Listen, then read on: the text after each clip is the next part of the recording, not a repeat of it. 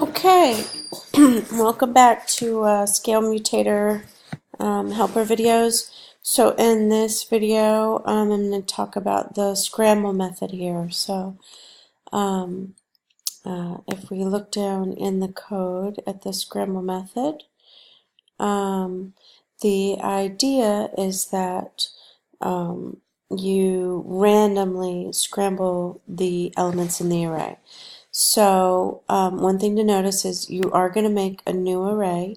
You can use this code, or you can just write equals new return value with values. And so the object in here is to take things from this array one at a time randomly and put them into this array and then return the return val array at the end. And so one solution for doing that is that you keep picking random elements. So you choose a random index, and I'll walk you through an example here. Choose a random index. Go check the list array, and if it's not a -1, then you take that element and store it at the next value of I. So and then you replace the element with a -1, and then you repeat that till the array is full. So I'll kind of walk you through an example. So if this is the contents of the array, and this would be the return val array here that's been created. So this is the one that's passed as an argument, and then this is the new one you're going to create. So you create a random index value. So in this case, the random number generated was a 3. So you can create the random number between 0 and the length of the array. So once you get the random integer index value, you go check here and you make sure the element is not a -1. And if it's not, then you go ahead and copy it into the next spot in your return val array. And then after you do that, you put a -1 in the old spot so that you know if you generate a 3 again, you will know that you've already copied that value over. So you want to make sure you get all of this 1, 2, 3, 4, 5, 6, 7, all these values down here, all these elements that are in the array. So then I would increment to 1 down here, would increment by 1, and then you would go generate another random value. And so in this case it's a 6. And we look at the element in that slot, and it's a 7. It's not a -1, so I go ahead and I copy it into the next slot, and then I will advance I, and I will repeat that process until everybody in here has been copied.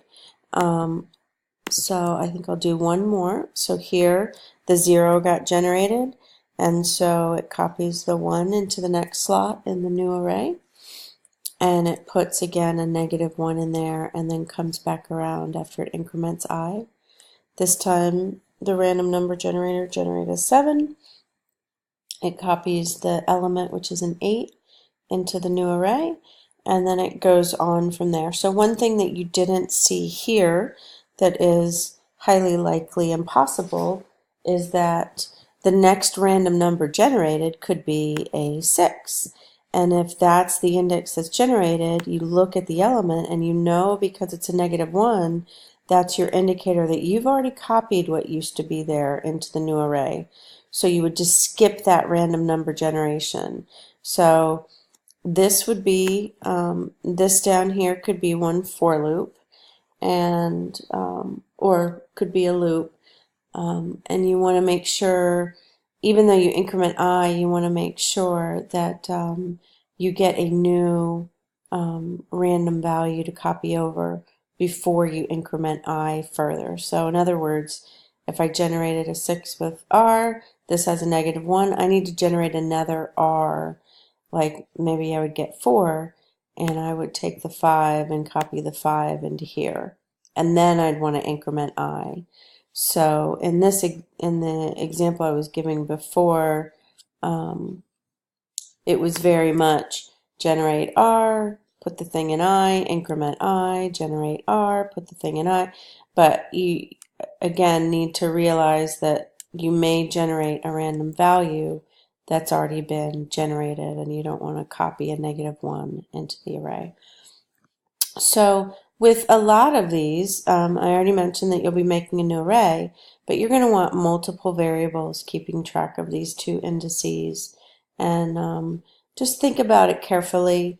There's a couple ways to do it, but just think about it carefully. It's still a basic for loop. It could have another loop inside, or it could just do something special with the